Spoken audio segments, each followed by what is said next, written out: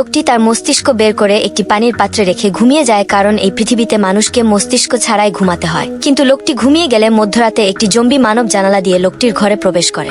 জম্বির কাজ ছিল মানুষদের মস্তিষ্ক সংগ্রহ করা, কিন্তু তার ব্যাগ অলরেডি সম্পূর্ণ ছিল, তাই সে মস্তিষ্কটি তার জামার পকেটে রেখে দেয়। এরপর জম্বি মস্তিষ্কটি তার অফিসে জমা দিতে যায় এবং তারপর যখন সে তার বাড়ি ফিরে আসে তখন সে দেখতে পায় যে পকেটে রাখা মস্তিষ্কটি তার অফিসে জমা করতে সে ভুলে গিয়েছে। তাই সে এটি লুকানোর জন্য নিজের মাথায় রেখে দেয়, কিন্তু এর ফলে তার মাথা ব্যথা করে ওঠে এবং তখন সে একটি গুন্ডাকে দেখতে পায় যে একজন মানুষকে হত্যা করে পালিয়ে যাচ্ছে। কিন্তু যখন সে মস্তিষ্কটি বের করে তার দিকে তাকায় তখন সে কেবল একজন ঘুমন্ত মানুষকেই দেখতে পায়। মানুষদের এমন আচরণ দেখে সে অনেক ঘাবড়ে যায় এবং মস্তিষ্ক ফেলে দিয়ে সে নিজেকে ঘরে আটকে রাখে, যেখানে সে তার পোষা ইঁদুরটিকেও একটি ভয়ঙ্কর ইঁদুরের মতো দেখতে শুরু করে। এতে সে আতঙ্কিত হয়ে ঘর থেকে বেরিয়ে আসে এবং তার মাথা পরিষ্কার করার চেষ্টা করে, কিন্তু এতে তার কিছুই পরিবর্তন হচ্ছিল না। সে আতঙ্কে চারিদিকে তাকিয়ে দৌড়াতে শুরু করে। তারপর হঠাৎ সে একটি ছেলের সাথে ধাক্কা খায়। ছেলেটি তাকে দেখে ভয় পায়, তবে জম্বি মানব ছেলেটিকে সাহায্য করে। কিন্তু হঠাৎ তখন একটা দ্রুত গতিতে গাড়ি তাদের দিকে আসে, যা দেখে জম্বি ছেলেটিকে ধাক্কা দিয়ে দূরে সরিয়ে দেয়। এরপর রাতে যখন জম্বি মানব ছাদের উপরে বসেছিল তখন সে আশেপাশের মানুষদের হাসি খুশি থাকতে দেখে সে ভাবে যে সব মানুষেরা খারাপ নয় এবং সে খারাপ মানুষদের শিক্ষা দেওয়ার প্রতিজ্ঞা নেয়।